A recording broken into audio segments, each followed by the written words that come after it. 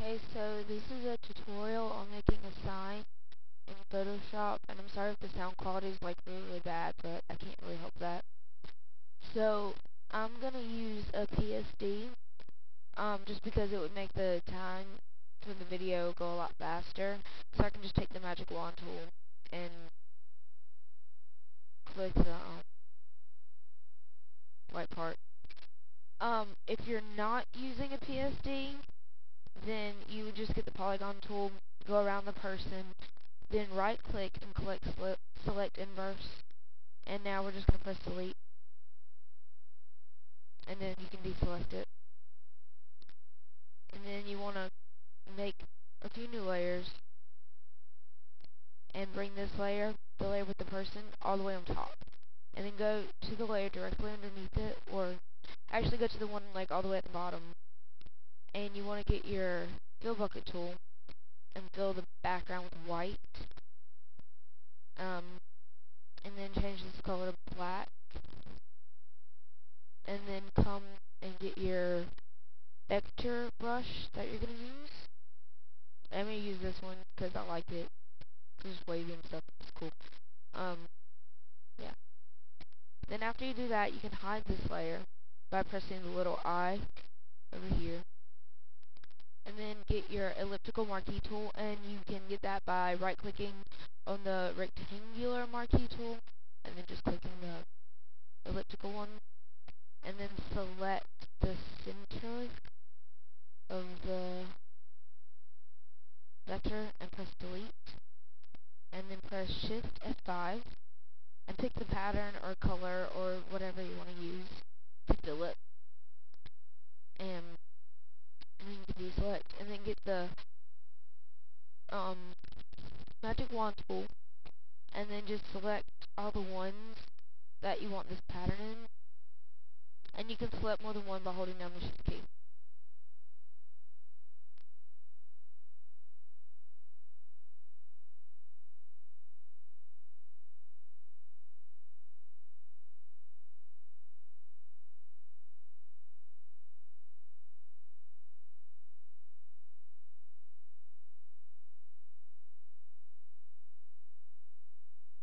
Okay, then come to the layer above that one, not the one that has the circle on it, but the one right above it, and then press Shift F5 and fill it with the same pattern,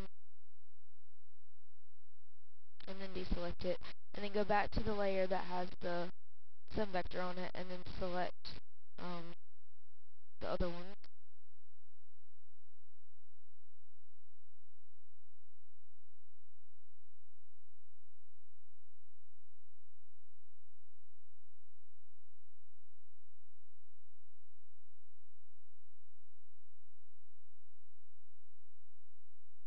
and then go to a new layer and fill that one,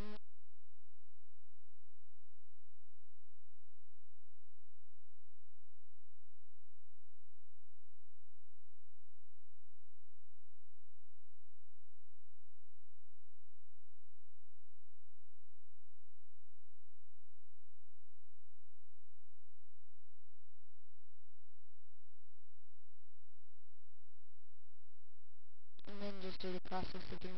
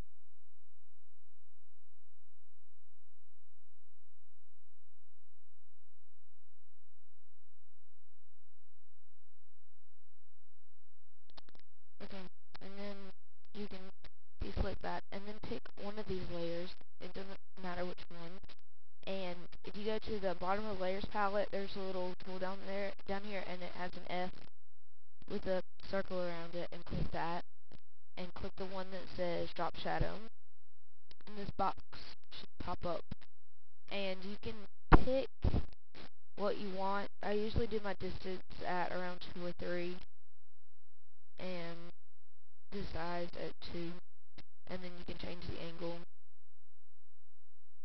and the opacity.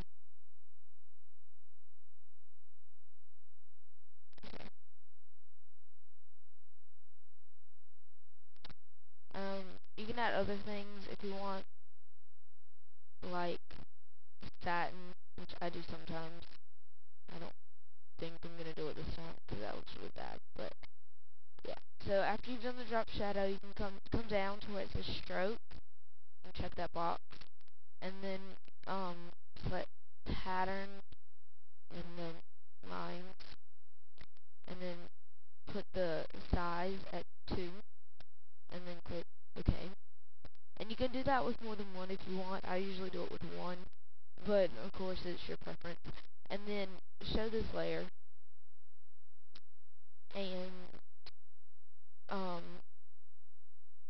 select around the person again, and then right click and select inverse, and then create a new layer, and make sure the layer with the person on it is directly above the new layer you just created, and then go to select, modify, expand, and mine's set for 10, so I'm just going to leave it at 10, and then go and get your gradient tool, and select the gradient you want to use.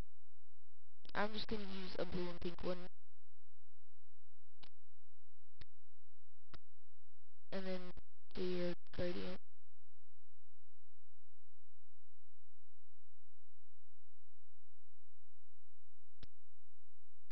You can do a brush if you want. I do sometimes, but no, I'll do one this time. But you want to make sure it's still selected while you do the brush, or it'll be all over the picture, like all over your sun vector, and it won't look as good.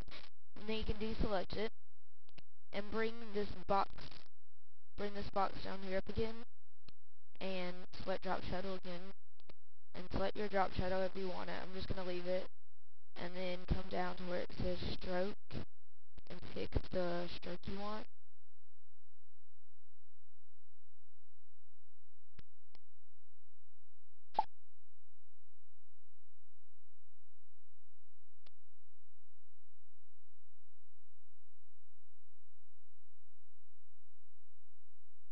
And then come up to this layer, the layer with the person on it, and do the same thing.